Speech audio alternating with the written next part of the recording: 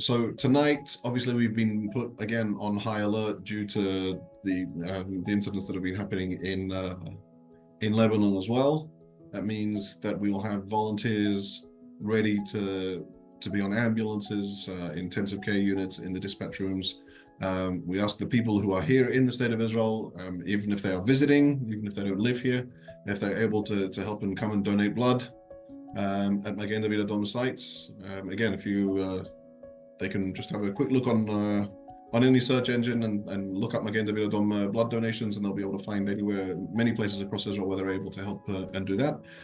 And to understand that whatever happens, Magen David Adom is there as the national organization, prepared to help the people of Israel, preparing for any eventuality that might come. And whilst we plan for the worst, we obviously hope and pray for the best. And hope for peaceful times, and hope and pray for the return of the hostages as well as soon as possible. My name is Aryeh Myers. I'm a paramedic with Magen David Adom, Israel's National Emergency Medical Service. Since October 7th, we've started this program called the Magen Project.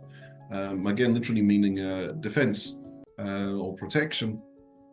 To involve more members of the community in the same way that they have local community-based security teams. We want to have community-based medical teams, and we've had people throughout the war who have just come to do, again, some basic training with us to give them basic life-saving skills, whether that's how to stop bleeding, how to do CPR, whatever it is. As well as those, we've also had medically trained, medically qualified people who want to be able to respond should an event happen, ranging from doctors, nurses, paramedics, EMTs, again, the members of the security teams, the other security forces who want to have some form of training.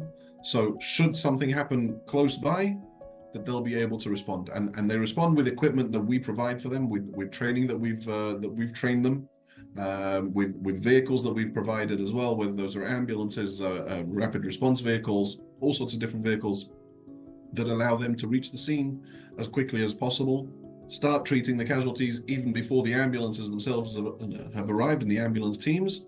And then once that happens, it's a much quicker process to get these casualties the treatment that they need, and then definitive treatment in hospital. The quicker we can get them to hospital, the better it is, and the better their chances are of survival and full recovery.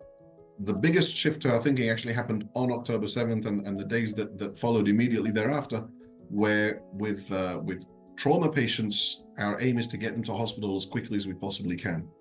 We don't usually sort of mess around, as it were, for want of a better term, with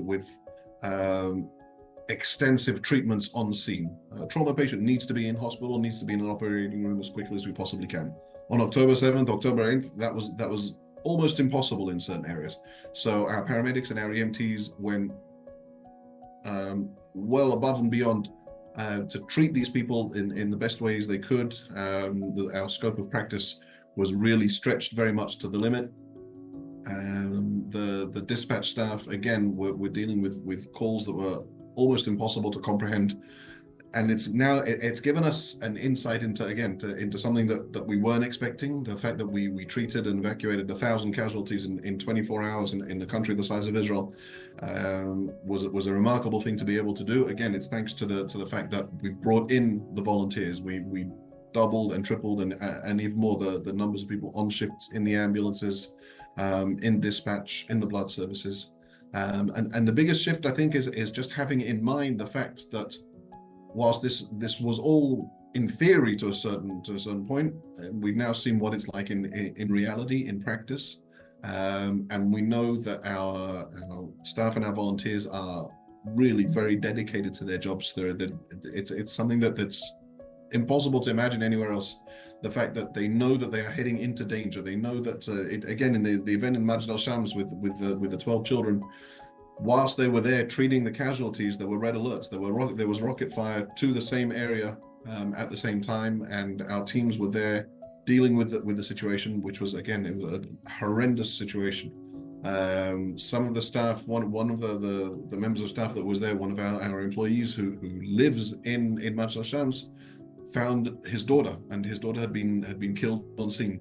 And again, we put into place all sorts of systems to support our staff as well, because of what we're experiencing, because of what they're seeing.